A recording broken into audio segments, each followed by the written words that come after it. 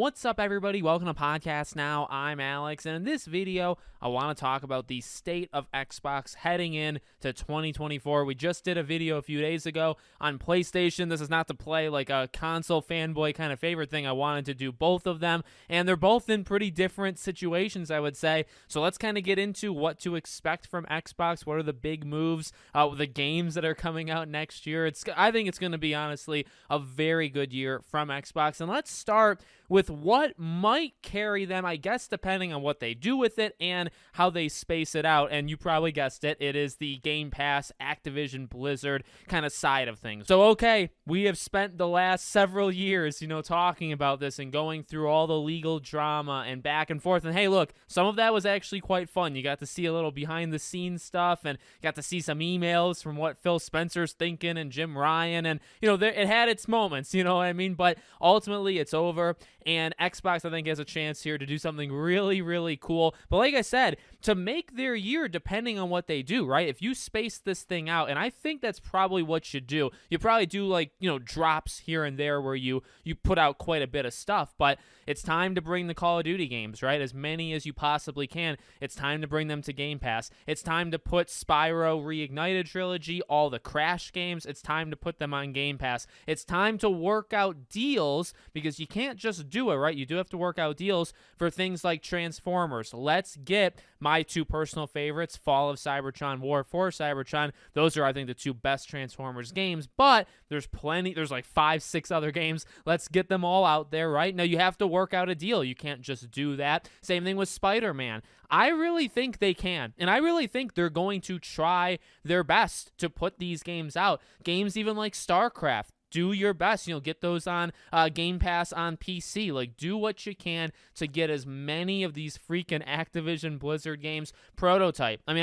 They could just keep popping in my head, right? I won't keep going with it because it's not going to stop. But you can see how this can go on a full year. You don't have to do this all at once. Now, if you did do it all at once, that would obviously be, quite big. But you can space it out. 1 month, you drop a bunch of Call of Duty games. Next month, drop the Diablo games, right? Next month, do the Activision, again, backlog with all the Spider-Man and Transformers and all that. Do that, right? I think they can do it. I think they will do it as much as they possibly can. And I think they kind of have to, right? Now, they bought them for many reasons, not just to use their old games for Game Pass, but in the short term, considering, Call of Duty and, future things like that, you're not going to be able to get that, in a month or two. You're not going to get that fast of a turnaround. Yeah, in the short term, you did kind of get them in the sense to, put all these games on Game Pass. So I think that's going to be a massive, massive part of the year, and it could be the biggest part. Now, in terms of their exclusives, like Hellblade to me is one of my most anticipated games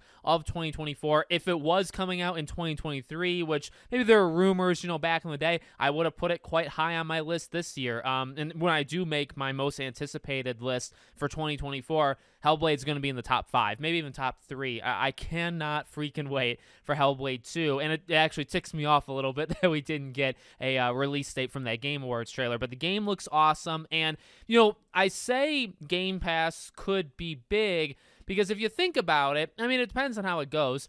Hellblade is not the biggest game in the world. If you think about it, in terms of like, sales, right? Like big, you think of Starfield. Now, not that every game has to do what Starfield does, and there is definitely a difference between, say, a game being just a purely amazing game, and then also this, a game that sells a lot. Just because a game sells a lot doesn't necessarily mean it's better than kind of an under-the-radar thing. So to throw a few things out there, Xbox doesn't have a Starfield for 2024. Now, does it need it? No. In fact, I think it's more about spreading it out this time, right? It's more about, to be flat out honest with you, I think something like Avowed and I think something like Hellblade 2 could be better in terms of like pure, just how good it is. Now, that's subjective, of course, but I think those games could actually be better than Starfield. And that's not me like picking on Starfield. Again, if you ask me what are my, some of my most anticipated games, Hellblade has always been on that list, and it's always been above Starfield is just kind of the gamer that I am. So that's what I think 2024 is going to be, right? Like Stalker,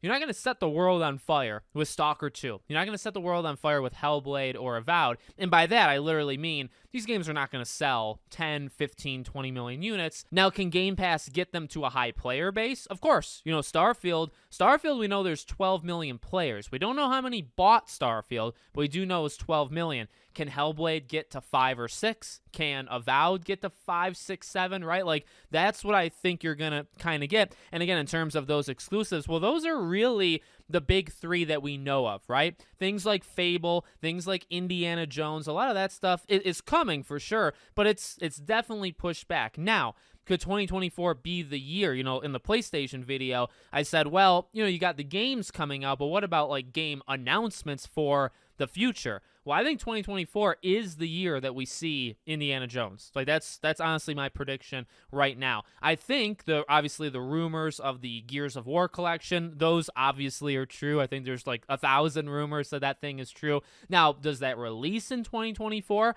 Maybe, but even if it doesn't, I think we see it in 2024, right? So, although in terms of the releases, Hellblade, Avowed, Stalker, the game South of Midnight, right, from the ones who made We Happy Few. So there's a couple here and there for sure. I mean, right, there's 4, right? And you can really space that out, make it, the 4 quarters of the year. And I'm sure I'm maybe even forgetting 1 or 2 of them. And then something like a Gears of War might actually just, come out of left field and might release. But beyond just what's coming out, I think you're also going to get a lot of the future. So whether it's Bethesda, and we got a lot of those Bethesda leaks, right, that happened a few months back, like whether those games, start to be confirmed over the next year. I mean, they are going to happen. Otherwise, they wouldn't have been there in that leak. So you're going to get things like a new Doom game and a Dishonored 3. It's just, are those going to be announced in 2024? So honestly, look, 2024 for Xbox, I really do think is going to be very, very strong. I think in terms of like the big popping off numbers, it might be smaller because you don't have something that does what Starfield does. But again, I'm just looking at it I'm talking about it, I guess, in that way,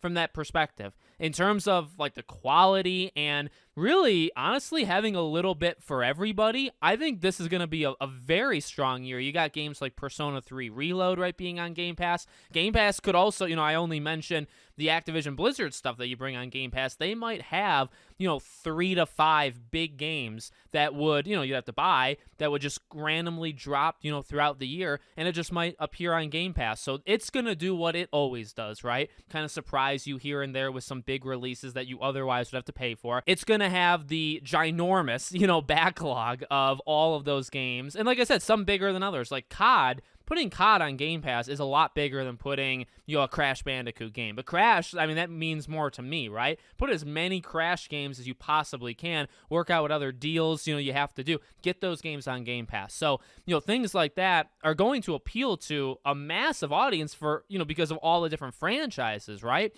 On top of, again, some games coming out that I'm actually more excited for the exclusives releasing in Xbox in 2024 than I was in 2023. That doesn't mean they're going to be bigger, doesn't even necessarily mean they're going to be better, but I'm just, looking forward to them more. So I think it's going to be a good year. I really am excited for Xbox. I'm excited for gaming in general. Obviously, again, for these videos, we're focusing just on, these specific companies. So let me know what you guys think in the comments. Make sure you're subscribed, bell icon turned on. I hope to see you all on the next one.